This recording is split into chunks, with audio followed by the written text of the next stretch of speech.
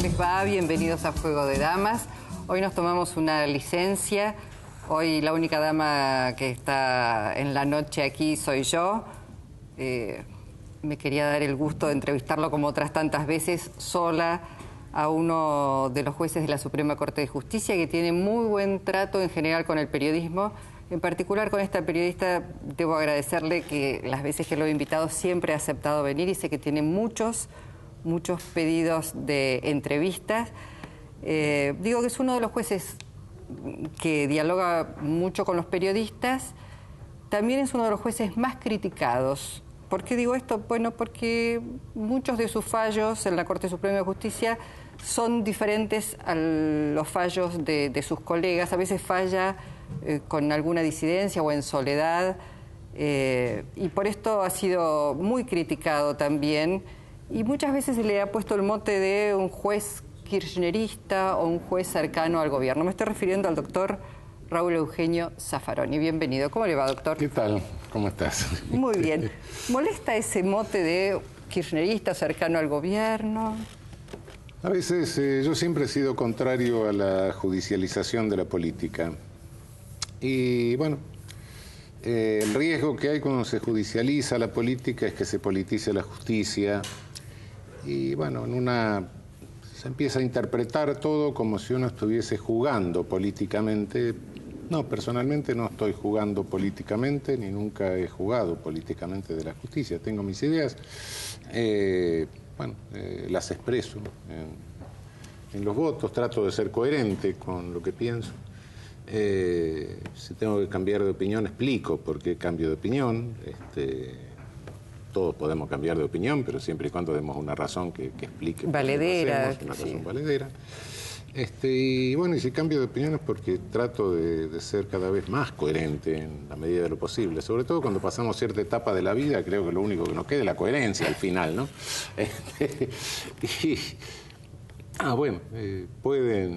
Hay calificativos, uno no le gusta a toda la gente, hay gente al que le gusta, otro que no le gusta, como siempre. Una sociedad plural tiene distintos valores. Es cierto. Lo que pasa es que el otro día una televidente que seguramente nos está siguiendo hoy me paró en la calle y me dijo, cada vez que expreso alguna idea me dicen, vos sos kirchnerista. Dice, no escucho que alguien le dice a otra persona, vos sos macrista o vos sos...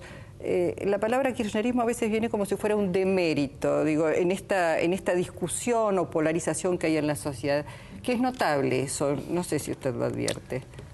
Sí, supongo que es un demérito para los que no son kirchneristas y es un mérito para los que son kirchneristas. Como en una sociedad plural eso sucede, no hay nada que hacerle. Claro, bueno, es resultado de distintas valoraciones, que bueno, son normales. Son normales, sobre todo en un año electoral. Estamos año electoral, sobre todo. En un año electoral. Después, bueno, le voy a preguntar si tuviera que juzgar o pensar cómo van a ser mirados este proceso histórico que estamos viviendo, pero se lo pregunto después porque digo, estamos en una época electoral y la verdad es que uno ha visto que el candidato Massa y candidatos de la oposición se han comprometido ante un escribano a que si ganan la elección, si son elegidos, no van a prestarse a la reforma de la Constitución. ¿Por qué le parece que hay tanto pánico o terror a una reforma de la Constitución? No lo sé. Bueno, de cualquier manera, si se reforma o no la Constitución o la ocasión de la reforma de la Constitución es una cuestión meramente política sobre la cual no abro juicio. Una de las cosas que me parece que produce pánico es la reelección. Yo no creo que exista una posibilidad de eso, lo he expresado varias veces. Pero bueno, muchas veces trato de no hablar de temas constitucionales o de posibles reformas constitucionales porque da la impresión de que uno está proponiendo una reforma constitucional o la coyuntura. La coyuntura en la cual deba hacerse una reforma constitucional, que supongo que algún día se hará, es una decisión de los políticos. En eso yo no abro juicios, si esta es la oportunidad, si habrá otra oportunidad, si habrá que esperar 5 años, 10 años, no lo sé. Creo que cuando hablamos desde una visión jurídica de la Constitución, de nuestras instituciones, Y bueno, tenemos que levantar la mirada de la coyuntura. No estamos refiriéndose a lo que va a pasar ahora, lo que va a pasar dentro de 6 meses o dentro de un año, sino que, bueno, uno discute instituciones como una cuestión de ingeniería institucional fuera del tiempo. Después los políticos sabrán en qué momento. El asunto es dar argumentos para que los políticos, en el momento que se abra la posibilidad de una reforma constitucional, no hagan tonterías, o por lo menos hagan las menores tonterías posibles. O hagan la mejor reforma. Claro, porque una tontería en una reforma constitucional es algo que tenemos que pagar caro a lo largo de unos cuantos años. Es un texto que queda, es un texto que es susceptible de interpretación, es un texto que es susceptible de dispares interpretaciones, y bueno, un desacomodamiento en la ingeniería institucional, en el reparto de poder en una constitución es grave. Sí, pensaba también, es cierto que cuando se menciona la reforma de la Constitución se piensa generalmente en la reelección y por eso nos oponemos, ¿no? Ahora, me pregunto si la alternancia en el poder garantiza algo, porque se dicen, bueno, los procesos democráticos y los gobiernos donde la democracia funciona se van alternando. ¿Garantiza algo la alternancia en el poder? No, no es la alternancia lo que garantiza. Yo creo que la mejor garantía de gobernabilidad es tener un gobierno fuerte, pero que si falla se pueda cambiar sin mayores obstáculos. Por eso que, bueno, hace muchos años, más de 20 años, que vengo sosteniendo que tenemos que mirar con un poco de atención los sistemas parlamentarios, donde un gobierno, si no funciona, se lo puede cambiar fácilmente y si pierde la mayoría, deja de ser gobierno. Y cuando gobierna, tiene siempre mayoría parlamentaria. Es un gobierno fuerte, pero cambiable. Y que se respeta a la minoría, es decir, el derecho de la minoría a convertirse en mayoría. Bueno, fundamentalmente es eso, ¿no? Claro, bueno, lo plantea así. Hoy cuando en nuestro sistema presidencialista, digamos, en este caso el gobierno tiene mayoría, se dice, bueno, el Congreso es una escribanía, no se discute, no se debate nada, digo, aún... No, lo bueno, claro, el problema de un sistema presidencialista es que cuando hay un presidente de un signo político y un Congreso de otro signo político, el presidente no tiene mayoría en el Congreso, el Ejecutivo no es apoyado por la mayoría del Congreso. Bueno, hemos visto aquí que no ha tenido, por ejemplo, presupuesto. No. Y bueno, en cualquier país donde eso sucede, sí, es un defecto del sistema presidencialista. Bueno, ¿cómo legisla? ¿Cómo gobierna? No puede legislar. Y ahí hay dos riesgos. Uno es el riesgo de que se trabe la legislación, se dificulte la gobernabilidad.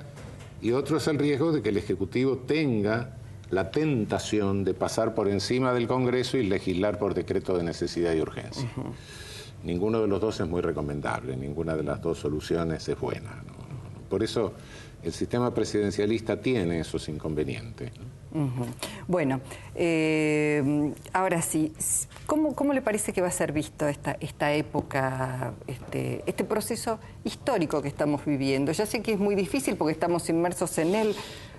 Es difícil evaluar históricamente cuando uno está en el medio, pero creo que si tomamos un poco de perspectiva, digamos, nosotros tenemos una democracia que está cerca de cumplir 30 años, en definitiva. A lo largo de esos 30 años han pasado unas cuantas cosas y, bueno, será una etapa más de maduración de nuestra democracia, un momento más de maduración de la democracia nuestra. ¿Hay buen debate? ¿Le parece que hay buen debate de ideas o hay mucho eslogan? Bueno, en una campaña electoral hay más eslogans que ideas siempre, ¿no? Una campaña electoral se hace fundamentalmente, y hoy sobre todo con las características que tienen las campañas electorales en todo el mundo, cada uno tiene el asesor de imagen, cada uno tiene todo lo que sabemos que cada uno tiene, lógicamente sí. Más importante que lo que se dice es cómo se dice y dónde se dice, en qué oportunidad se dice y con qué cara se lo dice. Bueno, sí, eso es una característica pero eso no es nuestro, no creamos que es mundial. Vemos cuando hay un debate entre los dos candidatos a presidente de Estados Unidos, a ver si uno se afeitó, si el otro... cómo mira la cámara. Está bien, bueno, eso en medio de esta campaña. De todas maneras, si uno piensa en estos 30 años de democracia, los 90 fue una época muy particular. Digo, los 80 fue la recuperación de la democracia, los 90 para mí hubo una suerte de amesetamiento, de discusión de ideas, y ahora vuelve, creo que la política está nuevamente en el centro. Se está dinamizando de nuevo, vuelve la política, bueno, en realidad tampoco creo del todo que sea algo exclusivamente argentino. Ajá. Creo que en el mundo hay un gran debate sobre quién manda. ¿Manda Obama o manda Wall Street?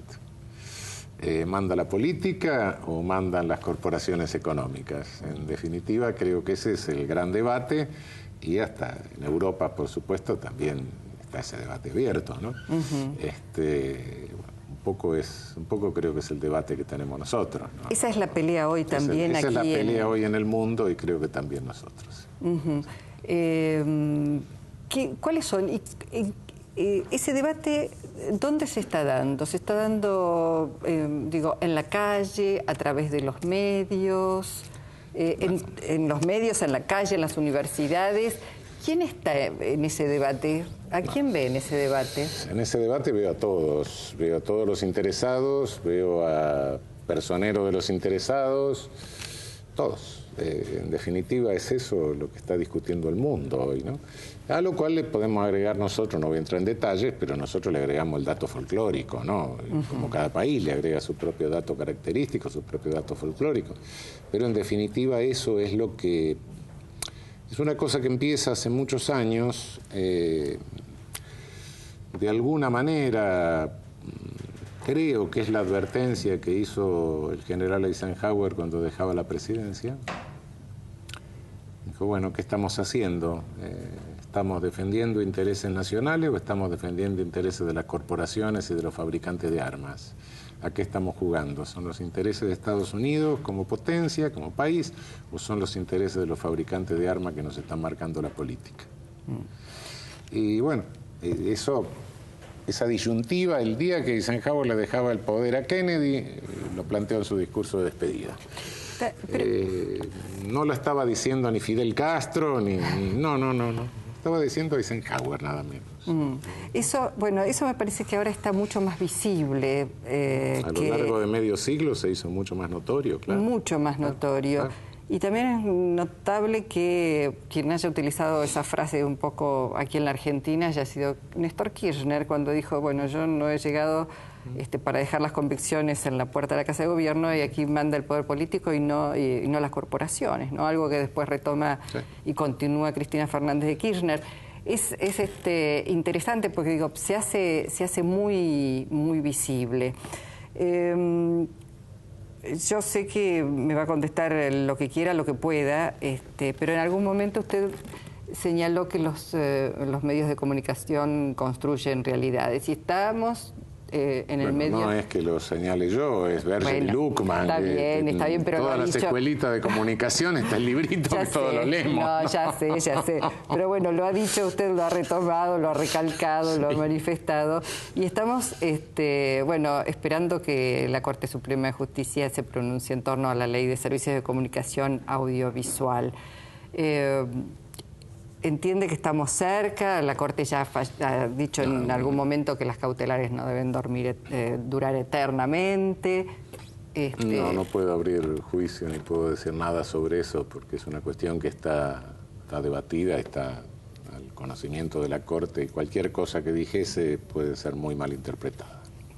Está bien, respetamos eso, porque sabemos que no lo podemos comprometer allí, pero sí es interesante, en todo caso, respecto de los medios que crean sentido y construyen realidades, pensar, en una sociedad lo más plural respecto a los medios de comunicación, que haya la posibilidad de que sean muchas las voces que se escuchen. Y ahí hoy la comunicación es la revolución, la globalización emerge de una revolución tecnológica cuya característica fundamental es comunicacional. En consecuencia, la comunicación ocupa un lugar central en la formación de la cultura. ¿no? Ya en la decisión política, que bueno, puede ser una coyuntura, ¿no? No, en la distinta formación cultural mismo, ¿no? No sé, crea valores, disvalores, profundiza prejuicios o elimina prejuicios o contribuye a eliminar prejuicios, crea estereotipos, bueno, todo eso es la comunicación. Y no solo la comunicación de información, sino la misma comunicación de entretenimiento, ¿no? Vemos la comunicación de entretenimiento, la comunicación de series, la comunicación de teleteatro, etcétera. Todo eso va creando cultura, es decir, cultura, normas de conducta, normas de interactuar en la sociedad, ¿no? Bueno, es central entonces. La comunicación es central, claro. Discutir el problema de comunicaciones, discutir hoy el problema de la formación de cultura de una población, ¿no? Cultura en el sentido de reglas de interactuación, ¿no? Sí, de identidades. En un sentido sociológico de cultura, no cultura que son... Sí. Está claro en qué sentido lo está diciendo. Bueno, vamos a esperar con mucha ansiedad el pronunciamiento de la Corte Suprema de Justicia para saber si esta ley aprobada por el Congreso es o no constitucional. Hablando de constitucionalidad, días pasados el senador Marcelo Fuentes habló de la posibilidad o de un proyecto, de la idea de crear un tribunal por sobre la Corte Suprema de Justicia para el control de constitucionalidad de las leyes. ¿Qué le parece esa idea? Bueno, volvemos a la reforma constitucional con eso. No podría hacerse si no fuera a través de una reforma constitucional, sí. Yo soy, bueno, como le decía hace un rato, soy partidario, pienso, de que en algún momento, cuando los políticos lo decidan, etcétera, cuando lo consideren oportuno, debatir nuestras instituciones o ir hacia una reforma constitucional, sería conveniente que pensemos en un sistema parlamentario. El sistema parlamentario es un sistema que se caracteriza por puede producir, es susceptible de producir conflictos de poderes. Entonces necesita un tribunal constitucional, un tribunal que resuelva esos conflictos, ¿no? Esos conflictos entre los poderes del Estado. Y bueno, casi todos los países europeos tienen tribunal constitucional, salvo los que siguen el modelo napoleónico, la tradición francesa, el resto tiene tribunal constitucional, es decir, Italia, Alemania, Austria, Suiza, España, Portugal. Un tribunal constitucional, pensando en algún día que sea, en una reforma constitucional, creo que contribuiría a ordenar un poco nuestro sistema, porque nuestro sistema lo copiamos de Estados Unidos y lo hemos deformado bastante. Primero, de origen es un poco distinto, porque en Estados Unidos los códigos son provinciales. Es decir, el Código Civil, el Código Penal es provincial. Entonces, cada provincia tiene sus propios códigos. Nosotros tenemos un código único de fondo, procesal no, pero de fondo tenemos una única ley de fondo para todo el país. Entonces, el primer inconveniente que chocamos es que tenemos una ley única y 24 interpretaciones diferentes posibles, lo cual ya es un problemita. Segundo problema, sí, tenemos un control de constitucionalidad difuso, que lo puede hacer cualquier juez, y en última instancia la Corte Suprema. Pero si los jueces abusan de las cautelares y las cautelares se demoran, resulta que cada juez está atribuyendo la función prácticamente de parar una ley. Casi de legislador, porque bueno, si la para... Pararla. Sí, bueno. Que en realidad esa función sí la tienen en los países parlamentarios el Tribunal Constitucional. Y esa función no existe en la Argentina. No la tenemos ni siquiera la Corte Suprema. La Corte Suprema nuestra Corte Suprema no puede decidir una ley no funciona más. No lo puede decir. Lo único que puede decir nuestra Corte Suprema es en este caso no la aplico.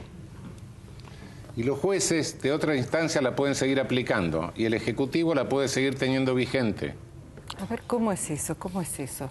Sí, es así. Cuando la Corte Suprema declara la inconstitucionalidad de una ley, sí, lo que dice simplemente es en este caso no la aplico, porque la considero inconstitucional. Cuando esto se lo tengo que graficar a los muchachos para que lo entiendan en la facultad, lo explico muy gráficamente. Digo, ¿puedo fumar el porro o no puedo fumar el porro? El juez de primera instancia me dice, no puede fumar el porro. La Cámara me dice, sí puede fumar el porro. La Casación me dice, no puede fumar el porro. La Corte Suprema me dice, sí podía fumar el porro. Siempre y cuando la Corte Suprema no cambie su integración porque se murió alguien o renunció a alguno. Es claro que esto no es un control de constitucionalidad que garantiza mucho la seguridad jurídica. En un tribunal constitucional, no, el tribunal constitucional tiene mucho poder en los países parlamentarios. No es el control difuso, el único que puede decirlo es el Tribunal Constitucional. Entonces, si un juez plantea una inconstitucionalidad, plum, lo sube al Tribunal Constitucional. Y el Tribunal Constitucional, si declara la ley inconstitucional, esa ley pierde vigencia. Se terminó. Bueno, es un control contralegislativo muy fuerte, pero bueno, es mucho más seguro. Imagínense que alguien quiera venir a hacer una inversión en la Argentina y diga, y yo fuera abogado, viene y me pregunta en el estudio, quiero invertir 100 millones de dólares, ¿puedo firmar este contrato? Y yo le diga, mire, con esta composición de la Corte y con la jurisprudencia que tiene, sí, pero si cambia, no sé. claro. Bueno, caramba. Como seguridad jurídica tiene sus problemas esto. Por supuesto, un tribunal constitucional no... Los tribunales constitucionales europeos es una cosa de pensarlo mucho porque es un tribunal que tiene mucho poder, un poder contralegislativo, ¿no? Entonces, normalmente los tribunales constitucionales europeos son tribunales que no tienen una nominación única, no salen de una única fuente, sino que tienen nominación cruzada. El Senado, la Cámara de Diputados, el Tribunal Supremo... se cruzan las designaciones y tampoco es vitalicio, sino que tiene periodos largos para no coincidir con los periodos electorales, periodos de 12 años, una cosa así, o 15 años, y se renuevan por tercios, en forma tal de que no se renueve todo junto, ¿no? Es una ingeniería institucional complicada, pero sí, desde mi punto de vista, creo que garantiza mucha más seguridad jurídica, ¿no? De modo que cuando los políticos piensen en el futuro, en algún día, en una reforma constitucional, y sería conveniente que piensen un poco en este tipo de modelo, ¿no? Bueno, vamos a hacer un corte y volvemos. Estamos con el doctor Raúl Eugenio Zaffaroni.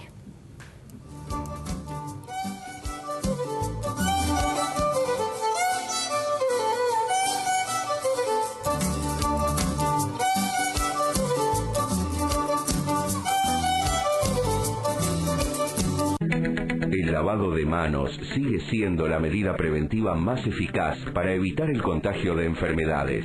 Adoptemos este acto simple y sencillo a nuestra vida. Es un consejo de AISA. Con Provincia Seguros, elegí la tranquilidad de tener todo asegurado. Llama al 0810-222-2444. Consulta con tu asesor de seguros o en nuestras sucursales. Provincia Seguros, una empresa del Grupo Provincia. Grupo Petersen, desde 1920, construyendo el país. Cuando nacemos, todos hablamos el mismo idioma, el idioma de las no palabras. Es el mismo que se habla en Argentina, Uruguay, Brasil o Paraguay. Es un idioma que disfruta mucho los silencios y también las oraciones maravillosamente largas. Es un idioma sin fronteras, que nos une sin importar de dónde seamos. Por eso, cada vez estamos en más lugares, para darte eso que queremos todos. Tranquilidad, estés donde estés. Sancor Seguros. Ayer, hoy y siempre. Banco Credicop Cooperativo. La banca solidaria. Cuente con la herramienta más poderosa para su campo. Agronación le brinda la mejor financiación y todas las posibilidades para comprar maquinaria e insumos agropecuarios. Solicite asesoramiento llamando al 0810-666-2476. En Laboratorios Vago El compromiso con la calidad permanece inalterable en el tiempo. Recorre largas distancias. No tiene fronteras. Hoy, como empresa argentina, nos llena de orgullo que nuestros productos estén en más de 40 países de todo el mundo.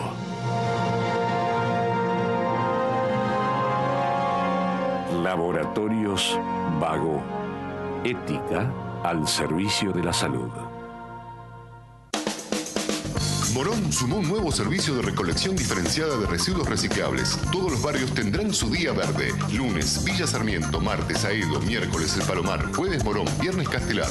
En tu día verde de 7 a 12 del mediodía, saca los papeles, plásticos, vidrios y metales. Municipio de Morón. ENARSA trabaja con el fin de mejorar y aumentar la producción, distribución y comercialización de gas en todo el territorio nacional. Estamos llevando gas natural por primera vez a 6 provincias argentinas que representan más de 5 millones de familias como la tuya. ENARSA Gas, inyectando la energía a tus ganas de crecer. Comenzamos alimentando a nuestros animales en nuestros campos. Revisados por el rey de la carne. Justo. Luego son faenados en nuestro frigorífico y vendidos en carnicerías propias. Supervisados por el rey de la carne. Perfecto. ¡Qué rica! ¡Qué sabrosa! ¡Qué tierna! ¿De quién es esta carne? De la lonja, el rey de la carne. ¡Viva el rey! ¡Viva el rey! ¡Viva el rey!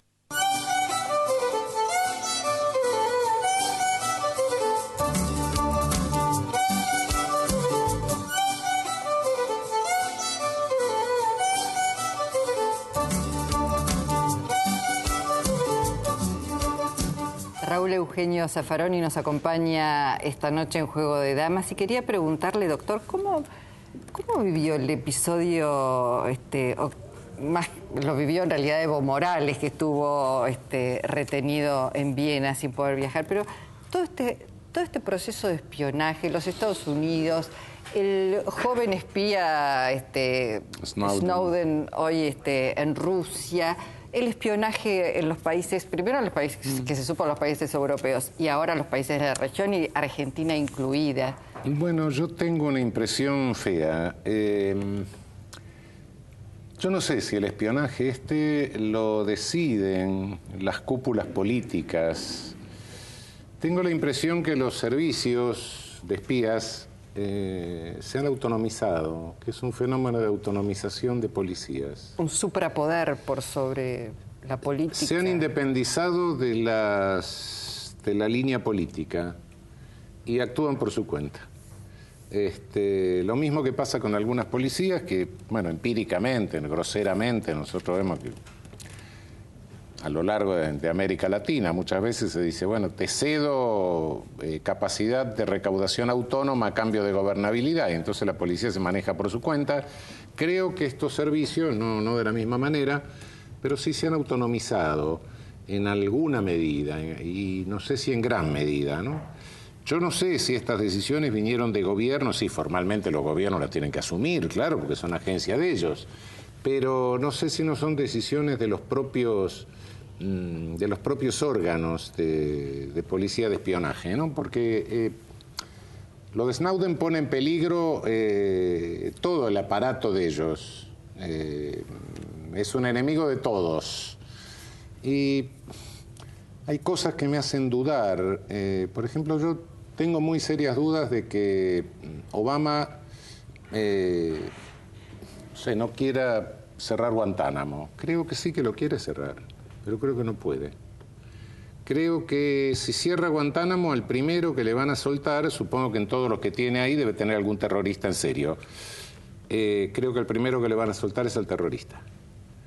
Y eso me da un poco de miedo. Creo que es necesario que la conducción política recupere ese espacio, ¿no? Porque es un espacio riesgoso, es un espacio peligroso. Claro, está como fuera de control. Me da la impresión de que está fuera de control, es un espacio que se presta a este tipo de maniobras, compromete a los gobiernos, el papelón que han hecho los gobiernos europeos es realmente triste, es lamentable, pero no es nuevo, no No es nuevo en Europa. Entre el año 2002 y el año 2007, todos los países europeos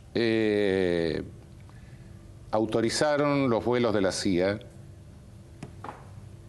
para llevar gente a los campos de concentración o de detención ilegal, como se quiera hablar, de Polonia y de Rumania.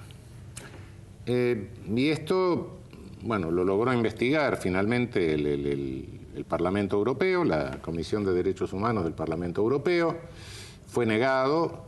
Hubo un fiscal italiano que denunció al servicio de inteligencia italiano por esto, Spataro, un fiscal de larga trayectoria en el Ministerio Público italiano, un fiscal que llevó adelante la lucha antiterrorista en la época del Setembro Nero, le Brigate Rosse, la época de plomo, que le dicen ellos, la época de Piombo, los años de Piombo. Y realmente, ¿qué hizo el gobierno italiano? Y no fue el gobierno Berlusconi, no, fue el anterior.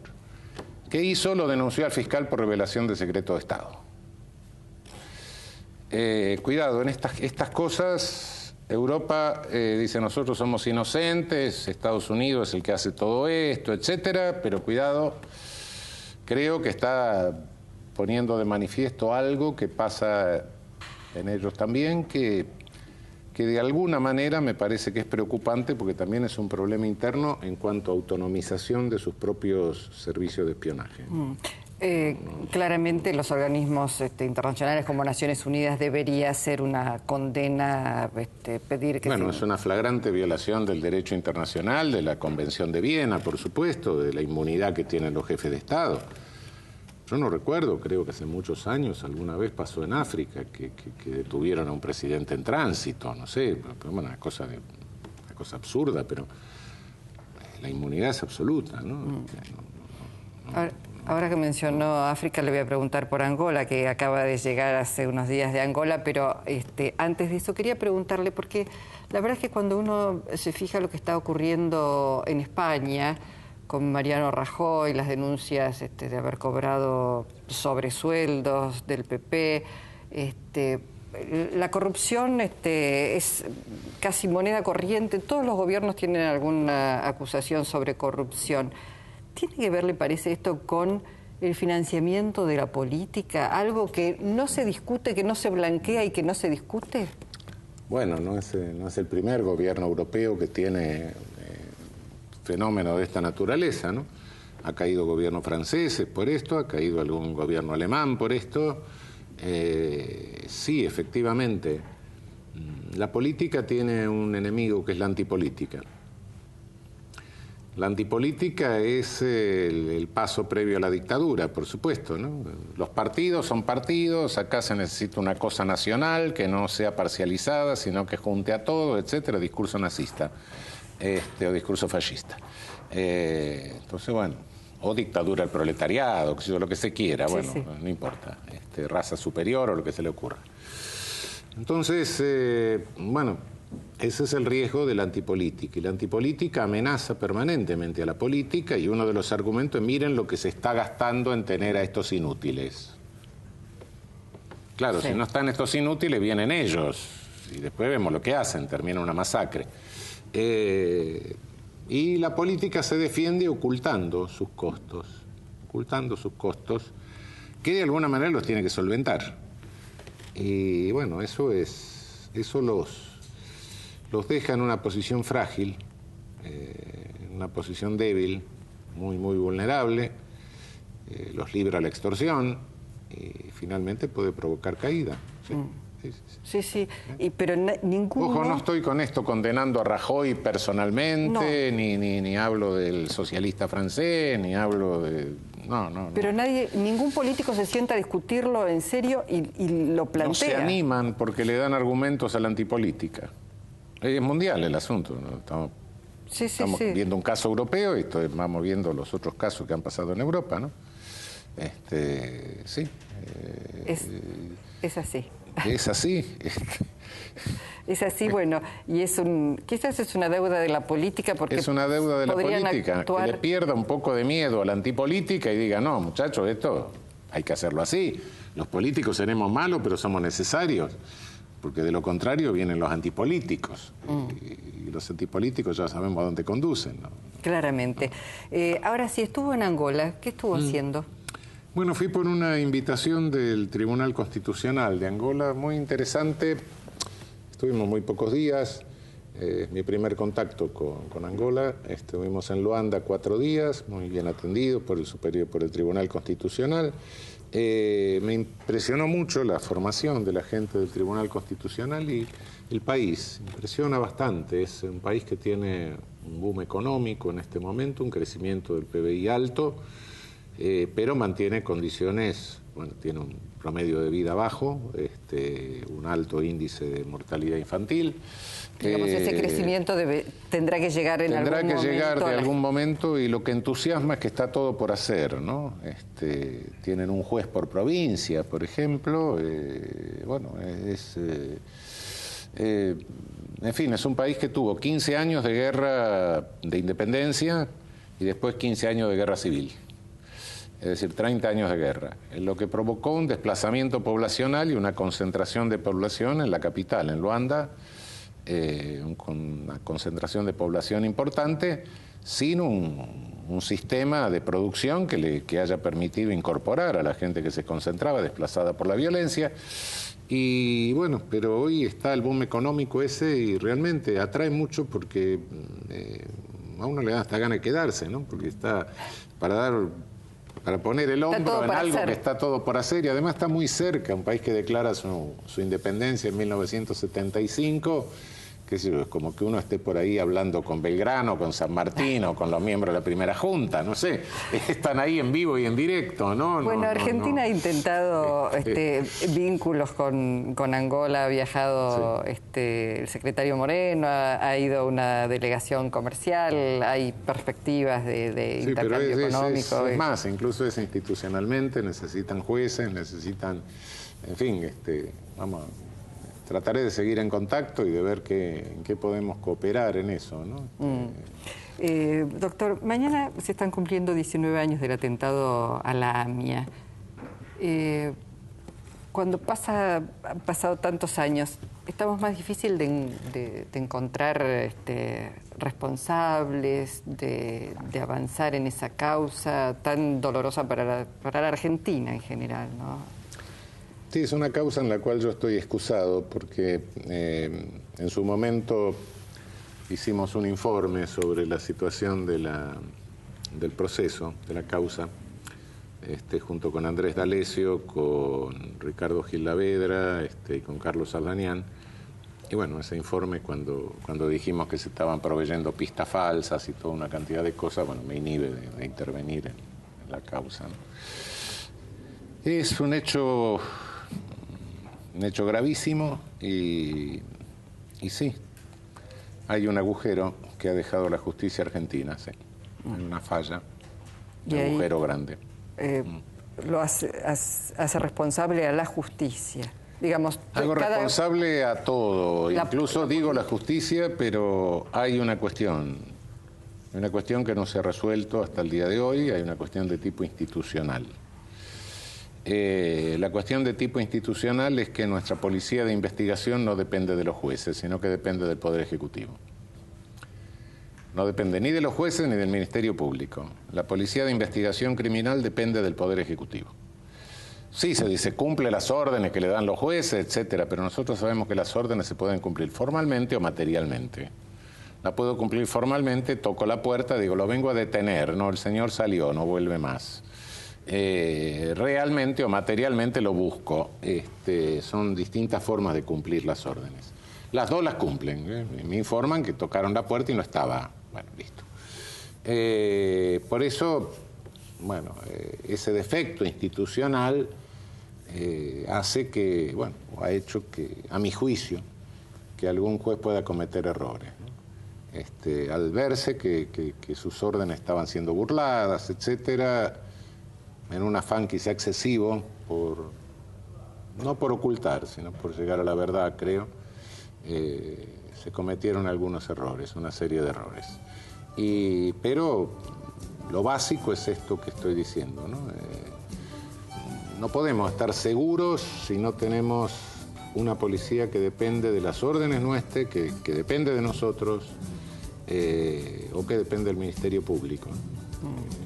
Una policía modelo policía judicial costarricense, una cosa por el estilo. Bueno, quedará para... Lo de la policía judicial es algo que hay que pensarlo y repensarlo. Una cosa es la policía de seguridad de calle, que tiene un entrenamiento y que tiene una utilidad, que bueno, la que puede parar una manifestación sin matar a nadie, por supuesto, o la que puede establecer, bueno, si hay alguien corriendo a alguien en la calle, pararlo, etc. Otra cosa es la policía de investigación criminal, que después que se produjo el hecho, hace la investigación. Es una cosa, una función completamente distinta, una técnica, un entrenamiento completamente distinto. Y bueno, lo lógico es que si vamos a un sistema acusatorio, esa policía de investigación dependa del Poder Judicial o del Ministerio Público, ¿no? Bueno, doctor Zaffaroni, como siempre, ha sido un placer escucharlo y que haya venido esta noche a conversar con nosotros. Igualmente, muchísimas gracias. Gracias. Bueno, con ustedes nos reencontramos la semana que viene en Juego de Damas, con el programa funcionando como siempre con panel. Gracias.